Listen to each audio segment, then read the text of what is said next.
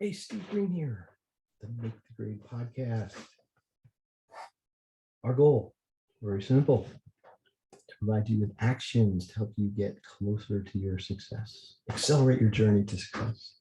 If you're a student or a parent of a student or an entrepreneur and you're saying, hey, what can I do to get better?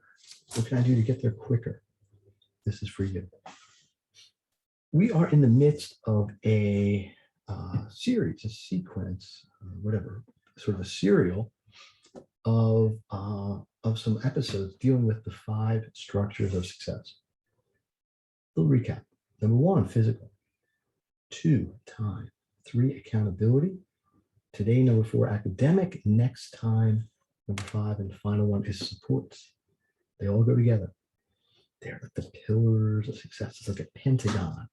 You need all 5 for that strong base. Okay. Academic support. I got to tell you, this is probably the simplest one because it's kind of obvious, but it's sometimes so obvious people miss it. What's academic support means? It means if you, or academic structure, not support, sorry. It means you need to have a system that works for you to maximize your ability to do well in school. Or if you're an entrepreneur, to do well in your business. A system. Okay? There are different kind of learners and different kind of actions. Classically, people are usually either visual, auditory, or what they call kinesthetic learners. And it's the same thing with the way they take action. Now, more recently, they've broken them down, and there's more than 3, but I'm going to stick with this. And it interfaces with this thing called Maslow's hierarchy of needs, which I spoke about, I think it was like podcast episode 30 something. I'll try to get an accurate number on that. So there's this overlap of how you best accomplish something. Do you do it best by learning it? Do you do it best by seeing it? Do you do it best by hearing it, or you do it best by doing it? Visual, auditory, kinesthetic. Now you layer on top of that the idea of what's important to you. Various stages of your life, it's going to change, but the most basic level, or as Maslow's level number 1, is just basic needs. You got to eat, you got to drink, you got to breathe, and you need creature comforts. I'm not going to break that down any more than that, but the point is, it's what motivates you. Okay. So what you might want to do is think about what is your best style. How do you learn best? Now here's the rub. Let's say you're a visual learner. You learn best by seeing, but you're in a classroom setting where the teacher lectures a lot.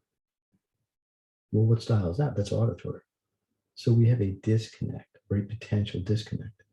Visual learner, auditory input. How's that going to go? Maybe not. So is the teacher going to change their style to suit you? Most likely not. Might you have to change your academic structure to suit the way the instruction is coming at you? Yes. Is it fun? Maybe not. Is it hard? Not really, but it takes a little bit of effort. So this is where I talk about academic structure. Know what your style is, how you learn, and how you can reproduce or regurgitate, sometimes the word they'll say, that information. Compare that to how you're getting that information given to you. Again, almost a reverse thing. If you do best, you learn best by doing, by writing it down, by taking notes, by outlining, maybe by making videos, making Quizlets, whatever, doing things, activity, active stuff. But the teacher says, go read chapter 7, 50-page chapter, and let's talk about it tomorrow. There's a disconnect. So you have to take it upon yourself. Accountability. Structure. You got to take it upon ourselves to think through this. Hey, I do best doing. I learn best by doing. I'm going to take an activity that would normally be pretty passive, visual or audio. I'm going to turn it into kinesthetic activity. Or learn best by seeing it, but I'm being shown how to do it by audio. Maybe I got to figure out a way to transcribe that and read it or see it or watch a video. This is where what I call academic structure comes in. Now, not to be confused with, are you going to be ready for a test? If you got a test Friday, you still got to study for it. But I put that more in the physical, into the time structure.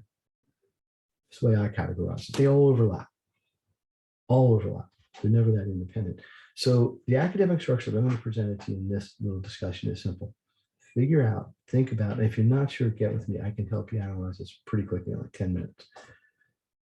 Think about how you best study or learn. Think about how you're getting the input. Now, if you're in a higher grade level, middle school, high school, for sure, high school, you might have 5 or 6 different teachers, maybe more, with 5 or 6 different styles. And let's be clear, no one is criticizing the teacher here. They're doing what they're doing. It's just the style. You may be going right, left. They may be going up, down. Try doing that with your hands. It's like that floss dance I could never do. I'm not a great dancer anyway, but whatever, you get the point. So just something to think about. It all blends in. What's your physical structure? You got that set up yet? Your nice desk, your lighting, your outlets, everything. Your colored pens. You got your time set up, you plan it out. You're writing it down, you're planning, you're doing it. Who's accountable? Who's keeping you accountable? So let's talk about academics and your styles. The only other thing with academics I throw out there is almost everyone has one subject that's a little weaker than the rest. Not everybody, some people are super strong in all of them. But typically there's one that just requires a little bit more time, a little bit more effort. It just doesn't come as naturally. For me, that was always English. I liked English. I always liked to read. I still do.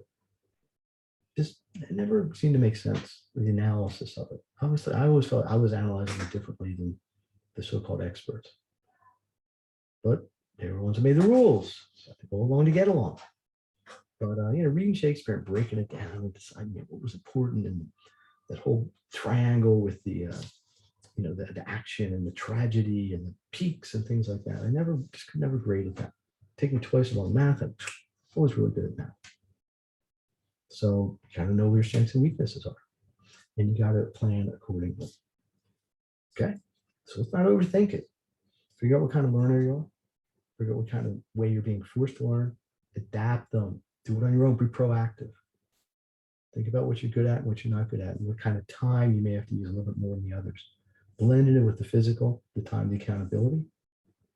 Now your academics. Next time we'll talk about support, which is a quick one. Actually, give it a hint. That's like a 5-minute episode.